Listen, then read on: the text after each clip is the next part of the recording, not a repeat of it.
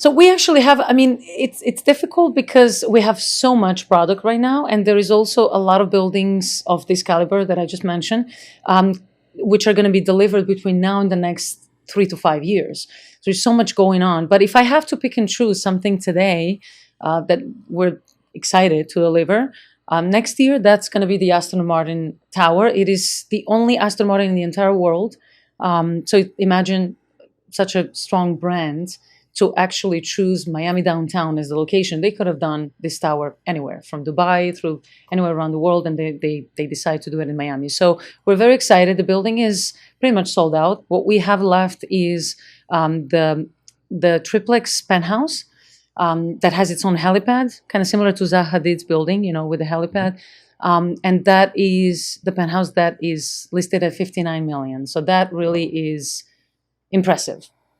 The detail, the craftsmanship is in that building, it's just unbelievable. Is that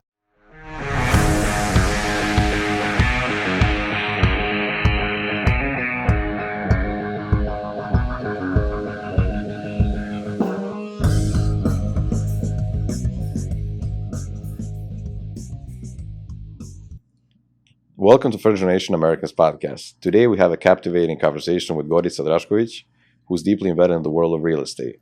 Join us as we explore her journey from her early days in US to her success and expertise in the real estate business. Goritza, welcome to the show. Thank you for having me. We're gonna be doing this for like an hour. Are you ready? Oh, damn. Yes. So let's Let's do it. start from the beginning. When you came to US, can you go back to the first moment when you arrived? Like what went through your head?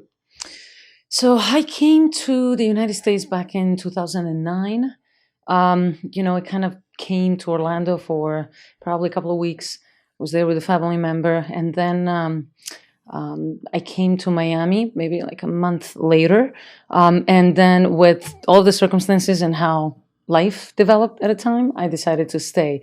I originally came without any intention of staying, but it's very interesting. So how US things happen. sold itself to you Yeah, very. it's very interesting. How yeah. long it took you to decide to stay?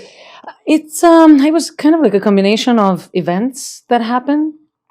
I was a fresh graduate from University of Montenegro, and I was kind of just starting off to explore what is it that I want to do. What's the life somewhere outside of the Balkan territory, and so it was an interesting experience for sure. And I think that the fact that I decided to do it was probably the best decision in my life.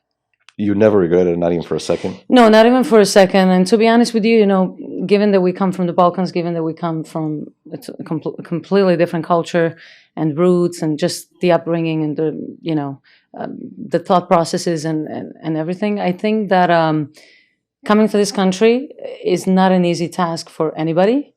Anybody comes as an immigrant. But I think there is certain resilience in the people from the Balkans, and I think that we just do not give up. Once we have something that we start, at least that's my case, I kind of like to finish. So, I mean, not a lot of people actually manage to finish their job, whatever their plans are. We also have the big flaw. A lot of people start stuff, but they just, somewhere in the middle, they got lost and they don't finish it. It's actually a very good observation. That is very true. And I don't know if it's a cultural, I don't want to say flaw, because I don't want to be judgmental. I don't know if it's a cultural flaw or is it really the character flaw? If somebody is motivated enough or ambitious enough and they are driven, ambitious, I have a feeling that they would reach the finish line, So that's why I'm kind of thinking, is it really cultural? Is it us, or is it just people in general, We also want things quick and fast, long game, The instant gratification, yes. Yeah, that's the big thing. Who's ready to sacrifice for like 5 years to actually enjoy everything else? I don't know a lot of people who are ready to do that. I like to say that a lot, and then there is, you almost have like categories, and then subcategories. So it's interesting because you can come to this country, exactly, I think what your point is, you can come to this country and still there's going to be layers and layers and different levels that certain individuals are going to achieve. And then certain individuals that are just going to say, you know what, I'm just not going to put the effort. So I like to say, and I always used to say this, I don't know how it's going to sound, but I haven't stopped for probably the first 10 years. It was a true hustle. We live in a beautiful sunny Miami with all the beaches and the pools and just the parties and everything around us.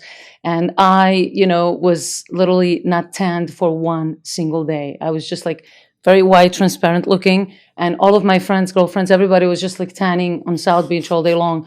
And so then they ask you, after 4 or 5 years, when you actually start to see the difference, then people say, oh, well, Goritza maybe has it easy or something along those lines. And I'm like, well, listen, you didn't sacrifice one day to go on South Beach and tan, at the ocean. And I haven't seen the ocean probably in the past like 3 years because I've been working and studying. And so I think everything is a choice. Yeah, but people don't want to admit that to themselves. Yeah. They just say, oh, somebody has it easy, somebody has it. Yeah, they always think it's easy for someone. It's not easy, especially here. I mean, you don't come here, most of us don't come here knowing someone, have things set for them. Exactly. You come by yourself and maybe one suitcase, then you just figure it out. Yes, it's interesting.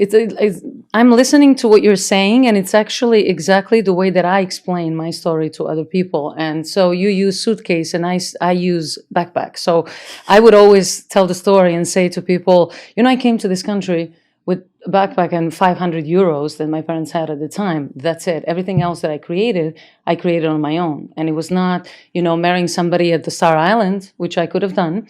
It's not, just finding somebody to sponsor your lifestyle. It was really grinding and using your, it's your capabilities, Well, someone's goal is to get married. So that's also fine. If that's fine. I can respect that, if that's the goal. But there is a reason why I also say this, because I am a woman in a capitalistic country.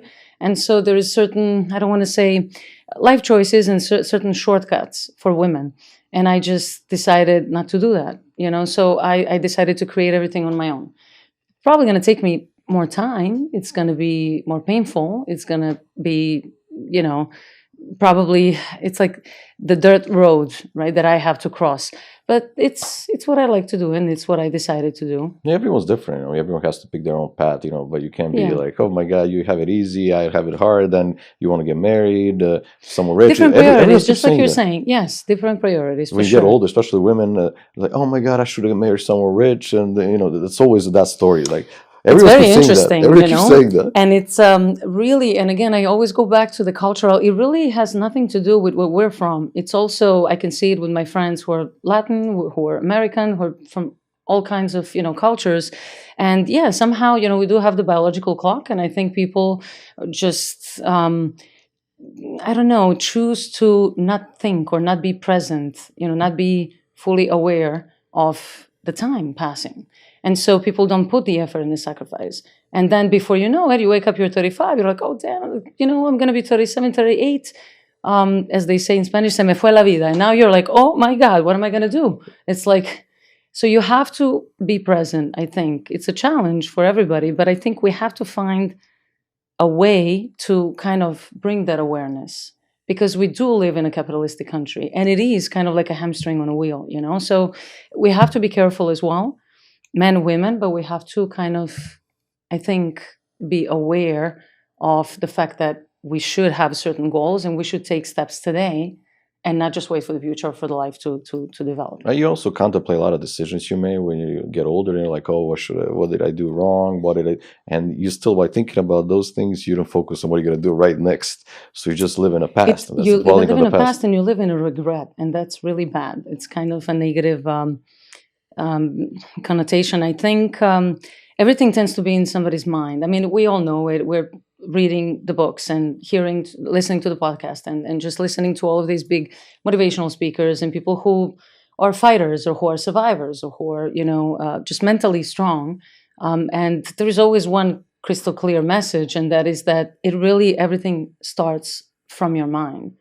It really is the truth, because if your mindset is wrong, you're just stuck. And I think that's the problem. That's exactly what you're saying. It's like a lot of people live in this constant, it's a loop, and they don't know how to get out of it, Well, so you have to kind of stop it, and you have to break the cycle, be fully aware, and also constantly work on the mind and the mindset. Because if you feed it with negativity and regrets, like you're saying, it's just, you're not going to have results. You have to consciously work on your mind. It's just like the fitness, just like we work on our body, we also have to have the mindfulness. You got to work on everything. I think that, yeah. On your body, on your mind, That's on right. your education, whatever. If that's your goal, if you want to stay in the same spot, I mean, you don't have to do anything. That's true. So you just go to the beach and hang out. Actually, that's very true. It may not be you and I what we think. That's very true. But you can't complain about how life is not working out for you. Yes. And at the end of the day, as much effort that you put now, that's the future that waits for you. And again, to your point, if somebody's happy with just having, the husband and the kids, and that's the goal in life, great. Maybe that is somebody's American dream, and I actually always try to be respectful of other people's choices. But, I do think for myself personally, I have very different goals. So we mentioned American dream. What is American dream to you? When someone says that, what do you? It's such a broad. Broad term. It is. It's such a broad. Yes, it's such a broad term because it can really mean so many different things for so many different people. For somebody, it is really getting married and having family. For somebody, it can be getting a visa, coming to this country. For somebody, it can be finding that employment. Getting out of a restrained country. It can be restrained financially, economically, and kind of opening the doors here in this country. For me, it's everything changes, right? So we should evolve as humans, and I think in doing so, as the time goes by, we also evolve in what used to be the concept or what used to be the idea of the American dream when I was 20, and now it used to be now when I'm like 37, right? So it's a different. It's a very different, I think, viewpoint. Well, you changed. But to answer your question, I think when I was in my 20s, the American dream was getting to the United States, right? And then getting the food at the door, and then getting the education, which I'm proud that I've done. It was one of the personal goals, getting to this country and also getting education in this country. And then after that, what's next? Then you open up the doors to the career. And then after that, you're successful. So what do you do next, right? So then it may intertwine some of the business goals with some of the personal goals. Maybe now I'm thinking more about the family. Maybe now, at this stage in my life, some priorities do shift. So the American dream, I can only imagine, what is it going to be for me 10, 15 years from now? It's also going to be something completely different than what it is today. Today is probably just to stay relevant, keep growing in my career, keep investing in developing myself to just become a better version of myself as much as I can. And, to help people, educate them, train them. I like to be the mentor. I like to transfer the knowledge or whatever it is that I have the experience onto somebody that's starting off or somebody that may need guidance if they're at the very beginning. So it's a very complex question. if you have to mentor yourself from the first year in the United States when you came here, so what would be the couple of advice? I was probably, I don't know if patience you're definitely driven when you're young. I'm still driven, I have to say that. But I don't know if the young version of myself, if I would try to have just a little bit more, I don't know if it's patience or it's just kind of to take it easy, because what tends to happen is that we want to control everything. So you come to this country and now you set the goals and now you're like, well, this has to happen by, 2018 or 2015. So I remember myself being very always ambitious and driven and always like so demanding of myself, So if there is one thing I would say is just to chill and relax a little bit, not be so tough. On myself, because I'm a big self-critic. Is that advice also for today's Goritza or no? Probably. It's just probably a little bit softer. That hasn't changed. I don't know if it's maybe a little bit softer now. But I think I still have probably a lot of work to do there in that aspect. I mean, we all do a lot. It's a lot of work. I mean, everyone. You have, let's say, women are getting older, have a lot more pressure, and guys are also getting older. But we have a couple more years until pressure kicks in. Yes. At least that's a general statement on everything. But something happens in after 35. Something happens after the 35, and then you start entering closer to 40. It's there is a certain pressure. Yeah, things change, your views change. Yes. You notice the priorities start to shift. I also remember getting married. One of my friends, he's American. He's a super nice guy. He used to work on he's telling me a story. He worked in some juice shop, bar, whatever it was, you making juices. It's like a regular job, not making no money. And then one of the ladies, she was like maybe 70 or something. She Mm-hmm. drives a brand new Porsche. She came in, checking him out, and he's like, "Oh no, she's too old for me." And then 5 years later, he's telling me, he's remembering that story. He's telling me, "I don't know, man. I should have considered that." So he's like a couple years. So even, talking about women, it's guys also. When you figure out, I can't figure it out, I'm too lazy. You look like a for easy solution. So. Yeah. It's true. And something I think that's interesting in the 20s, it's you just think that you will live forever. I don't know. There's this feeling of I have so much life in front of me. By 30s, you change. You're like, in the 30s, you're like, okay, well, first quarter of life just kind of passed. So let me do something about it. I think, overall, it's always good to try to bring a little bit of that awareness and just try to kind of slow things down, because we can't control everything. There's one thing that I want to advise to myself, younger self, it would be you can't control everything. Right? There's a lot of advice, a lot of things you learn on the way. And I know coming from Serbia or Montenegro or anyone in the world coming here, I mean, if your country is a different mentality, you come here and you start learning things, they're just adapting and new things. There's so much information, so much stuff, lifestyle wise, you're learning, and then you have to change. You want it or not, you have to change. You have to adapt. It's like sink or swim. I think people who are not immigrants will never understand what it means to be an immigrant, because just immigrant from any country, as long as you just cut the roots of whatever it is that you were born and that where you were raised, once you cut the roots and you are forced, I don't want to say this in the wrong way, but you make a decision that you want to live somewhere else.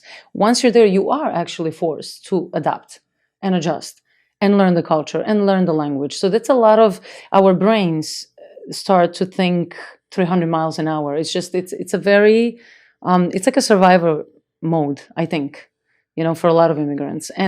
But that also then builds the resilience in a human. I always like to say, people who are born in the same country and they just end up living in the same country, it's a certain bubble. You're kind of like in a comfort zone. But once you leave, the womb of the mother, and once you leave your motherland and now you're somewhere else, it's a choice that is not for everybody. To your point, that I believe you said in the first question and in the first conversation, was not everybody makes it. Not everybody makes it. It's difficult. But usually, in general, in life, I mean, it depends what you consider making it, but not all people make it. Let's say business owners. Some people own businesses, if that's your goal. Not a lot. Whatever the challenge is in life, do you overcome it, or do you just sit and cry? So it's really, it comes back to the mindset and to resilience. I really think that. It's interesting. I'm just going to interject with a story real quick. There was a 2020, and so the whole world shuts down. It's March 2020, the whole world shuts down. And so now in my industry, and I'm sure everybody else, so now everybody's at home. And so we have the group chats, right, on WhatsApp. So there I have several different projects and I have several different groups of colleagues. And so, it was the first cases of COVID. So I had one of the colleagues announce in the chat and say, I just, I want to let everybody know that I got COVID. And we're both, by the way, we can't say the names, but we're gonna cut it off. But he's saying me and we are, we just got COVID. I'm just letting everybody know. And I said to the chat, so imagine there's executives, there's people from the project, there's my colleagues. I don't know if it was read a little bit like insensitive, but I said, I don't understand what's the big deal with COVID, like with everybody. Just people being so scared to the point of losing their minds. People are just like, they get crippled by the fear. They're like, oh my God, it's COVID. And I said, well, just so you guys are like, oh, is that insensitive, and in the group chat. And so I said, I come from the Balkans. It's just, it is what it is. I mean, I can't get scared from COVID. It's like, I was born in 1986. From 1990 to 1999, we had 3 wars. It's like, we had no food. We had just bombs falling down. I was watching news with my grandmother, and it's all just violence and destruction. And so COVID is, I'm going to, I guess, sit home, play piano, and just chill until things open up. But it's like nothing so disruptive. But I think it was disruptive for probably 80% of the population, especially people who have never dealt with any kind of, hostility or yeah. something, some situations like that. When you have that kind of experiences, you become resilient, like you said earlier, to those kind of new situations. Even in Corona back home, it was they knew what they had to do. They listened to the rules. Okay, stay at home. Everyone's staying at home. Not everyone though, but it's just more easy to follow the rules. Yeah. Even if you had to or don't, but people still follow the rules. Here, it was people are more afraid. Like just everyone was afraid. And I noticed also people, I think in their 40s, I kind of noticed from a couple people, they get into conspiracy theories about and that hasn't happened to anyone younger. They just certain generations. Yes. I don't know why. Because the mind is trained a certain way. It's interesting. So when you get older, I guess you kind of think differently.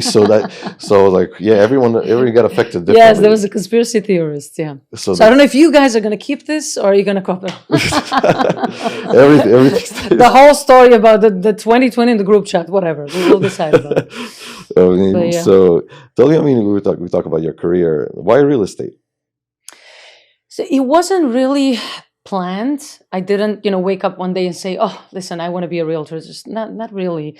I actually started my professional career in property management, and so I started, as an admin, and then got promoted to assistant manager, and then became a manager. So it was a whole corporate ladder, right?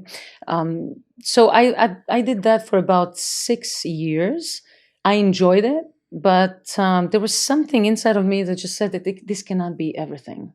And speaking of the generational gaps and how we think probably different from our parents or their parents, there were generations, I'm sure like your father, your mother and mine's as well, who if you give them the opportunity to be in the United States and get the job to work in a corporation, they will be all happy. It's a 9-to-5 job. What else do you want? It's a certain level of, it's the mentality is different. So this is safe. This is easy. You're in America. Be grateful. You are having the corporate job. Be grateful. And so those type of generations, I noticed, would stay probably and build the entire career in the same company. That's that loyalty, right? It also comes from the cultural. So they would stay loyal. They would go 9-to-5 for 30 years, 40 years, regardless if they're happy or not. So to really challenge the system, or to challenge even themselves and see, wait, is there something else I can do? How can I change the mindset? How can I break these ceilings? How can I become something more? I think that's also a little bit of the cultural, generational difference. But system also, back like... It's not easy. You got to be brave. It's not easy to just leave the job, because I had stability and I was in a good job. I was a manager of a luxury condominium. I had my salary. I had my benefits. I was doing just fine. But there was something inside of me that said there must be, more to this life here. There's always like a challenge. And so that's when I decided to enter the world of sales. And let me tell you something. It literally means jumping off the cliff, because you're going 100% into the unknown. You're going from a stable structure of a Monday to Friday, 9-to-5, something that you already know. You're getting your paycheck every 2 weeks. You know what's coming. It's very predictable. You go from there into the entrepreneurial waters. It is completely Nothing's different. guaranteed over there. Nothing is guaranteed. There is no income. You're 100%, on commission based. There is zero clients, because when you start any business, there is zero book of clients. So then you just have to be mentally and also financially ready. That is the tip that I always give to anybody that wants to start off in real estate or any kind of sales related. So you're assuming you should have some savings or some kind of income. You have to have the savings. Yes, you definitely. So you can sustain yourself for a while until your job picks up. I am not a big fan of this. Stay in your regular job and then get the license and then just do something on the side. No, you have to go full time, 100%. It has to be your passion, and you have to do it because the clients will pick up on it as well. If you do something and now you're a hustler and now you do 5 things at the same time, it's just, I'm not a believer in that. I really think the attention should go 100% towards whatever it is, the service that you want to provide, right? You can get 100% of results if you ask 100%. Yes. If you ask 20%, you expect 20%. Exactly. And so to do that, you have to be financially and mentally ready. And so a lot of people, what happens with a lot of young people is they get the license. That's easy. Anybody can get the license, right? But then there is really no guidance, mentorship, or support. So they get the license, they start, they're not prepared either financially or mentally. And this is where they give up too early. So I would say find the mentor, go work under somebody that has experience, that's going to mold you, that's going to give you the tools that you need, the knowledge, the tools. Try and mirror somebody for some time, mirror somebody for a year or two. Have somebody as your mentor. It's a probably a huge change for the direction of the career of those people. Like 1 year or 2 years, that's not a lot at all. when you think No, about it's a small. I mean, look at it. Investment over 1 or 2 years, almost as an intern. You can even look at it that way. But it's a paid internship. People are not going to take you. I have a team, and I have people who are paid. I'm never going to have somebody come and sit, and go home with $0. It's just not.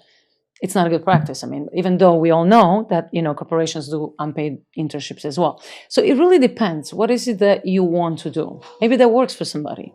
But in sales, I think it's good that you don't starve the team. Like, they should be financially capable to sustain, probably the first year or 2 years until they actually start making money. When did you figure out you're good at sales? Sales job is not for everyone. I didn't really have any previous sales experience because I actually came from the property management world.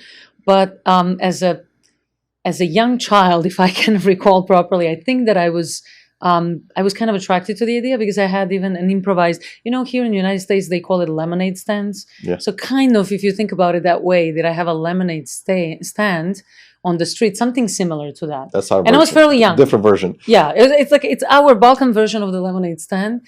But it was something that was offering for sale. And then I worked for some brief time, I would say, in hospitality, and that's it. But other than that, I didn't really have any previous sales experience. I don't necessarily look at my career as a typical, like a car salesman, like this is a sales position. It's actually, especially because I specialize in luxury real estate. So the clientele is very particular, and it's not about being the car salesman because that just doesn't work. You have to be a little bit more sophisticated. You have to anticipate the needs of these clients. Miami is a number one city now in the United States, and everybody's moving down here. And so we're building some masterpieces, buildings such as, Bentley, they're coming on, the Porsche Design Tower, which is already built, and then obviously Bentley right next to it, the same developer. We have some incredible collaborations with some of the major brands in the world, such as, the luxury cars like Aston Martin, and as I mentioned, the Porsche and the Bentley. Then we have collaborations with hospitality luxury hotels like the Waldorf Astoria, like the St. Regis, Ritz-Carlton. Then we have collaborations with the fashion brands and houses. Now we have the Dolce & Gabbana, which was just announced. We have Missoni, which we just opened up 2 months ago. So it's unbelievable, the boom that we're witnessing in Miami. So it's incredible. What's the most luxurious and fancy, most extravagant. expensive, extravagant? I want to use all the good words for that you've seen that you're selling actually. So we actually have, it's difficult because we have so much product right now, and there is also a lot of buildings of this caliber that I just mentioned, which are going to be delivered between now and the next 3 to 5 years. There's so much going on. But if I have to pick and choose something today that we're excited to deliver, next year, that's going to be the Aston Martin Tower. It is the only Aston Martin in the entire world. So imagine such a strong brand to actually choose Miami downtown as the location. They could have done this tower anywhere, from Dubai through anywhere around the world, and they decide to do it in Miami. So we're very excited. The building is pretty much sold out. What we have left is the triplex penthouse that has its own helipad, kind of similar to Zaha Hadid's building, with the helipad. And that is the penthouse that is listed at $59 million. So that really is impressive. The detail, the craftsmanship is in that building, it's just unbelievable. Is that people are, I guess, interested in buying that apartment? You have buyers already, or is it? Yeah, so we just recently launched it. It's interesting because we launched at the Aston Martin, the $59 million penthouse, and then a couple of months later, the Waldorf Astoria, which is also sold out.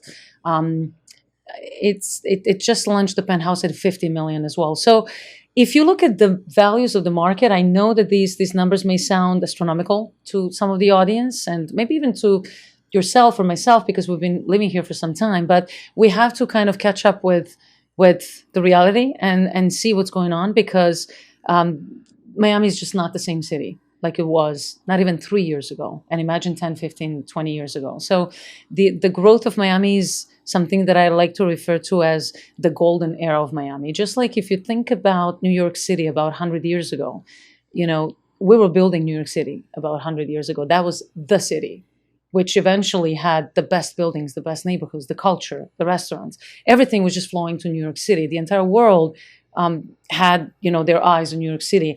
And what's happening today is exactly the same thing, but just in Miami. So Miami is taking the spotlight of the global market. And it's really, really, really exciting to live in this city and witness that. Can you imagine Miami like in 10 years, 15 years, how it's going to look like? I honestly think, it's just, this is the youngest city in the United States. It's been around for about 120 years. It's really impressive. We have always had the beaches and the beautiful climate and the ocean and the whole lifestyle of people, coming here to retire, or, rich people coming to retire. But Miami is just now a real cosmopolitan city, because we do have now the culture and the museums, and we do have the Art Basel and some of the major, the boat shows and all of these cultural events that bring about 100,000 visitors in a couple of days, and so it's a huge economic impact on the city. The city from here forward can only grow. We may feel like it's growing too fast, and it's the part of gentrification, but it's really not, because if you look, even just visually, if you look between the Brickell and downtown and Edgewater, you just look past 5 blocks. There's still Overtown, and there's still all of these pockets that need to be fully developed. As much as we're pushing that way and we're gentrifying these areas which are by the water, you also have to see how much more potential there is. Because Miami is so wide and so open. It's probably not even 50% built at this point. Probably. Miami is getting on the map. I just saw a couple of days ago, Jeff Bezos is moving to Miami. It just actually, it's official. So there's a $68 million estate that he bought at what we call the billionaire's bunker, and that's really the Indian Creek Island. So it's interesting because you have the father of what is he called, Julio Iglesias, the father of Enrique Iglesias, who is there. You have some of the major just billionaires living in that island. And so Jeff Bezos is, I think, another one who migrated to Miami, because it's been just unstoppable ever since the pandemic. Pandemic is if we look at it, even the word has a negative connotation. Obviously, yes, there's so much. There's a huge portion of the world that actually suffered economically, but we are in a very blessed position, because Miami actually had a positive impact from pandemic, and that's just, we really are blessed. Whole Florida, that's why people are flocking here and buying stuff. But Messi moved to Miami. He brought the whole brand. Yes. They're building a stadium finally, so it's a lot of investments. And David Beckham, also here close to where we are, David Beckham had purchased also his penthouse at the Zaha Hadid's building. You can just read every single week. There's an article about a new celebrity coming down or a new celebrity buying something. And so David Beckham has been also for years now working on his soccer team and, bringing everything here. Part of Miami. Is there anyone famous you dealt with, like for buying? How difficult are they? Rich people? I do deal with probably, the clients are what we call ultra luxury clients, which means, it's people who are buying anywhere from 1 to 2 million, from 2 to 5 to 10 million. So we have, when I say we, it's obviously me and my team, because I cannot do everything on my own. But when we sell these projects, we definitely deal with these type of buyers. Somebody that has 15, 20 million, 30 million, 50 million is certainly a different client that you don't meet every single day. Did we have some celebrities? Yes. Some of them sometimes come and sign, and they may or may not, actually go through the finish line. But there's a lot of them that they do. Sometimes it can be a small condo of 800,000 to $1 million, like a little investment, and sometimes they buy entire floors of buildings. I think at some point when we're selling the condo, Ari on the Bay, we had Timbaland, the producer, and so he wanted both of the. We have this big floor plan, right? So it's facing direct water. It's the best 3 bedrooms that we have. So when you put them together, it kind of comes down to be about 8 bedroom, And so he wanted to connect them all. He wanted to have like 2 floors. So he ended up buying several different units. And so those type of purchases can happen. And they do happen. It's just it's you never know who is your next door neighbor. It's interesting in Miami. You can literally live in a building and you don't know that at the penthouse level you have a celebrity. We also had Giancarlo Stanton, the baseball player. He's the one that also purchased a penthouse at the Aria on the Bay at the time when I was selling it. So there's, I the mean, list goes on. Miami's that kind of place that you see all the famous It is people. now the playground for the famous. You Yes, can. I mean, I have friends took a picture with P Diddy. He's riding a bicycle on the beach. LeBron is hanging everybody. out. Yeah, You they're passing on the just yachts. They're just like going down Ronaldinho's the here. river. It's See just kind of spice. normal thing. Soccer players also are lucky because they're not that famous over here. I mean, they are, Right. but not like Europe. In Europe, wherever you go, I guess they can just do whatever they want. Here, you just end up seeing them on the street. They just come. They Yeah. just come in. And I think they also feel safe. Miami is actually it's the opposite from what Miami and Miami Vice, the whole concept of It was Miami different Vice time. from the It '70s was and different time the completely. I gotta say it's the name on Netflix called Cocaine Cowboys. It's just because that's the name, but it's far from that reality. That was 5 decades ago, and that was a completely different town, and so today I think Miami has just reached a completely different um, you know completely different level as the city. It has matured. We do have the economy. We do now have the finance here. This is the second largest financial district after Wall Street. It really is Brickell. So a lot of people don't know that. They don't know that we have the largest amount of international banks here in Brickell.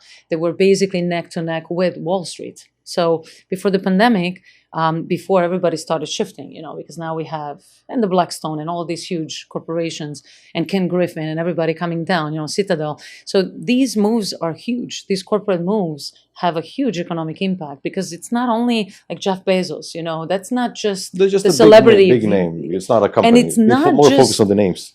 right, because people just said, "Oh, well, listen, it's like a scandal," the newspaper. But no, it really has a huge economic impact behind it because once Jeff Bezos moves, then probably other 5 billionaires will move as well, and that has been going on for like 3 years now. So when you mentioned levels earlier, I just thought about when you did your first sale and when you're doing sales right now, what's the difference in excitement and feeling? It's I remember the first thing I can tell you is I had many, many sleepless nights just because somebody like myself, I'm very structured.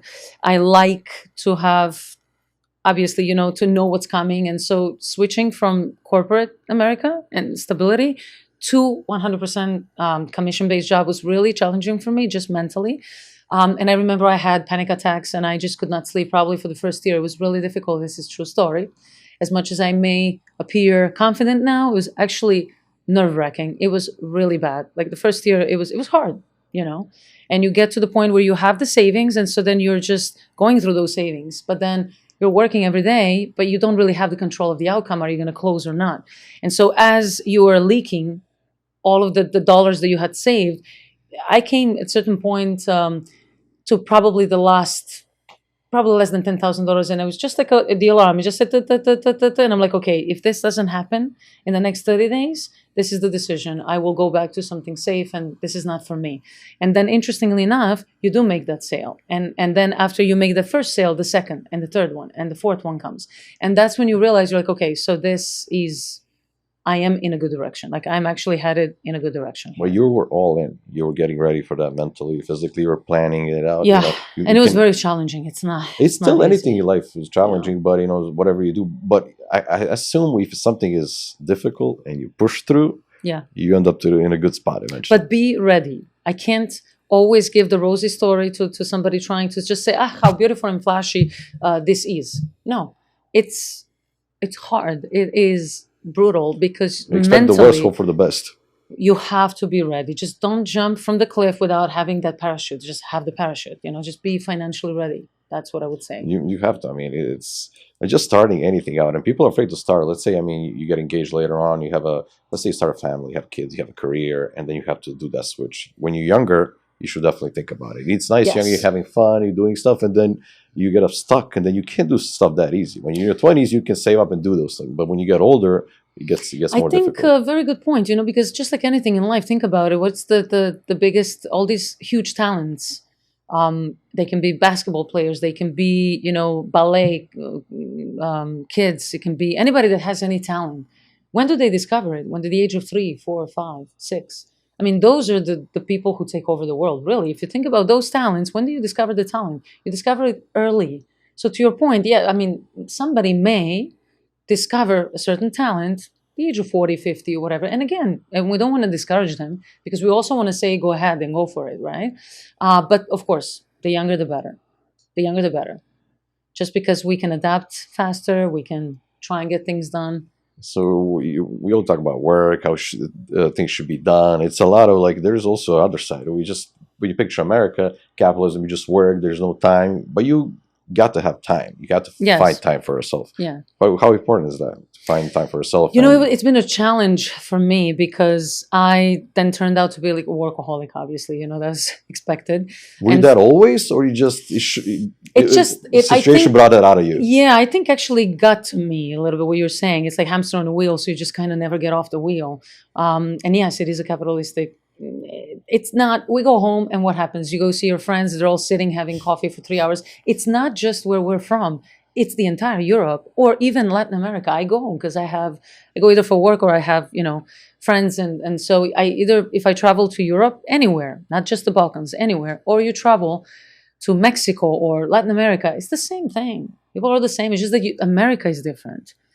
This country is very different. And then the rest of the world functions in a certain way. So the luxury of sitting down for 3 hours and just not doing anything and talk with your friends and just, you know, do that in Europe or do it in Mexico or do it somewhere else. It's just, we don't have that luxury, you know? Have you ever had that thought was like, okay, that was too much. I can't wait. I'm just going to be like everyone else back home, just going to hang out. I don't want to do anything anymore. You know, everyone works hard. Yes. And at least in our countries, they work hard. So one day they don't have to work at all.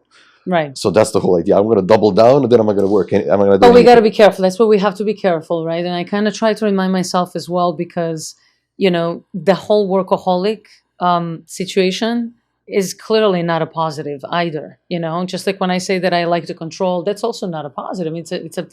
It's a challenge that I have to deal with because I have to kind of soften up, and then I have to be also more aware, and I have to prioritize time differently. But So you know that. I started so that, you know? You're thinking about that. That's a start. It's and before, if you were asking me this question in my 20s, I'd be like, "Wait, what you're talking about? I have no time. I'm working," and I would just be like, "Leave me alone because I'm going this way." And so up until probably in my case, the age of 35. So about 2 years ago, something happened. 2 years ago, something at the age of 35 happened where I said, I think that I have to like stop and regroup, you know, and see how I can prioritize things in life because I also need to live a good quality of life. But then again, you know, we are in Miami. We can't. This is a beautiful city to live in. You know, even during the pandemic, the entire world is closed off. Nobody can, you know, you have some brutal conditions because it can be 0 degrees Celsius. It can be freezing outside. And so you're stuck because it's COVID. There's no content. There's no activity. You can't do anything. But we're in Miami. Everybody has huge balconies. It's like Florida. We're in the middle of the lockdown, but we're all jogging, listening to our music, sitting on our beautiful, gorgeous balconies. Everybody's chilling. So you can't really, you know, it's like we have our pools and our things. And it's like, so do we suffer? Yes. But remember, we're also in Miami. So there is a certain lifestyle that we have. Yes. But when you and I talked about it. Yes. We don't even go to the pool. Yeah, that's one of the worst things. So much of the lifestyle. When you don't have something, then you're like, oh my God, I'm missing it. And then when you have it, you're like, oh, I need something else. You don't appreciate things that you have. You have to work on that appreciation and stuff. So also when you travel back home and you get to hang out with your friends, family, what do you miss the most when you come back here? I think it is definitely that energy. There is a certain sense of belonging. I think that's the main thing. I don't know if it's for everybody, but I think it's probably for all immigrants. There is a certain sense of, do you truly belong? Because you live here, and this is your day to day, and you wake up every day here. And this is my country. I mean, I'm not looking to go back. I'm fully adapted here. But there's a certain connection, and I don't know how to explain it. You know, when I go back home, I just think that the day looks a little bit different, and like the sun shines a little bit different. I can does that mean that it's more mental? Probably, because I think I am more relaxed. I'm not in the same, you know, the same It's routine, but and it's it's a interesting. surrounding You know, like environment. you smell you smell something, you smell that coffee, and it's like it just smells so It's good, different. right? One of our friends said when Something. he goes back, he's like he works here a lot, and he goes back. He's like, I can't work anything. I can't do Hmm. anything. It's like everyone's hanging out. It's like laziness is in the air. That's how he said it. Yes, You you just just I just immediately, adapt. Here, when yes, you come, you can. I mean, you call someone to hang out. People are working. People yeah. are doing stuff, and you're like, okay, It I is should the work too. environment. Even if you don't Yes. want to work, you kind of have to do You're something. kind of pushed. Yes, And also by the yes. system, by the money, and everything. It's So the whole environment, tell you me know. when you're setting your goals and picturing stuff. When you see yourself in 5 years. So 5 years from now, you know, I think career-wise, obviously, it's always investing in yourself, and I would like to continue to grow my business, grow my team. Obviously, participate in directly and indirectly in the vision of this city, which really is. I'm very grateful that I haven't left this city because we come here and then we're like, maybe I go to New York, then let me try California. So we That's always same we thoughts I always want had. to go somewhere, but then I realized I'm so glad that I didn't leave Miami because now I truly feel that this is the city that I really want to grow So you see yourself in into. Miami. I mean, definitely when you go I see travel, myself here. I really do not see you myself appreciate Miami. going. When you go somewhere else, then you're like appreciate Miami more. The feeling of just coming closer from the airplane, just looking down, it is the most beautiful city. I always say, oh my God, this is the most beautiful city. I missed Miami. It's like, I'm glad I'm home. I mean, Anytime I leave anywhere, like coming I back, just I want to mean, be back. you can see people are traveling. They come here. Let's say they're from not talking anything bad, but Minnesota, for example, North Dakota. Right. They come for vacation Yeah. here, and you see they're going home. They're not excited to go home. Yeah. But when you go home to Miami, you go like, I'm going home, but it's Miami, so it's fine. And I have clients, they come from a lot of clients from New York, from New Jersey, from Chicago, Boston, whatever. And so those people who come, even if they come for 1 year to rent and just try it out, let's say when they say, I'm trying it out, I'm moving my business, nobody comes back. Nobody. Yeah, There's not one person that I know, professionally or personally, that says, oh, I came to Miami, it's so terrible. Here, let me go back to New York and like to Chicago. No, it just doesn't happen. Once you come here and if you really actually experience it, there's no reason why you would. It's just the quality of life that we have here is incredible. someone told me they have friends that I think I forgot which state they live in right now. I know it's snow and cold, so they Pretty much the live in rest of the Miami. world. Yeah, they lived in Miami for like so many years, but decided, I'm not sure what reasons are were they about it. They moved to the cold area, and they have in their living room they have a picture of Miami. Oh my God. So it's like a window. nostalgia. You're missing. Yes. You're missing it. So tell me before we wrap up, if something we missed, you want to add something? You want to say something? I think that we kind of went over everything, but it's just, a couple of things I would like to say. Whoever is in Miami will definitely stay in Miami. If I have to give my opinion on what's going to happen in this city, it's just really at the very early stage of growth. So whoever, even though, we're here maybe like 15 years ago, and so you're saying, oh my God, everything is so expensive. Everything is just so different, and the values of the properties and the lifestyle. You have to understand, somebody who purchased a house in the 80s and purchased it for 50,000, that house is today 500,000. It's just the economy and the inflation, and so we have to go with it. We are at the point where you can still get a very good price per square foot in Miami. It's not even at the level of New York. And as you and I mentioned something off the cameras, we were talking about this particular apartment in New York, in Manhattan, that you were talking about your friend. And so really it's the reality. What do you get in these major cities, and what kind of the quality of life do you get? How expensive is it? Are you going to be in the metro, in the subway every single day? Yes, you are. Even if you're a CEO of one of the major corporations, you're still in the subway. You have to be the 1% of the 1% in Manhattan, to have your own doorman, to be in a penthouse, to have your personal chauffeur so that you can maybe live in a certain way. But everybody else, you're the regular, so people come here and they realize I have a much better quality of life here. Everything, starting from the saline air, which is great for the skin and good for us for the health. So starting from these beautiful green open spaces, the ocean. So I would definitely think that whoever is here, definitely stay. And whoever was lucky, to purchase something, they can already see the appreciation in their homes, and that it was a smart investment. And so from here forward, just think about it, 5-10 years from now, is the lifestyle and or the inflation and the economy and the values, are they going to stay here or are they going to be here? So when you understand the economy, that always goes this way. You have to know that today is always the best moment. It's never going to be It fluctuates, tomorrow. but it goes up Because always. yes, but it's always the upward. So you always have to buy now. The longer that you wait, you're just losing. And it's a devaluation of the dollar. It's inflation. So it's we're on a good track for sure. So Miami, definitely a good choice. Oh, yes. Anytime. Anytime, for sure.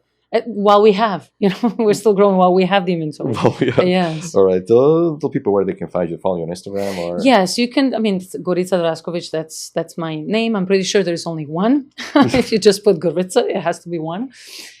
So I am Goritza on Instagram, Goritza Draskovich on Facebook, LinkedIn. I may also the website as well. I'm goritza.com. And then I think I will very soon, within a month or so, start the YouTube channel also to showcase all of these gorgeous properties in Miami. And I think people will enjoy that. It will be very, very amusing. I don't doubt it for sure. Thank you so much. Yes. It was a great conversation. Thank you I for enjoyed it. having It was me. fun. It was Thank a you so pleasure. much. Thank you so much. Thank you, guys.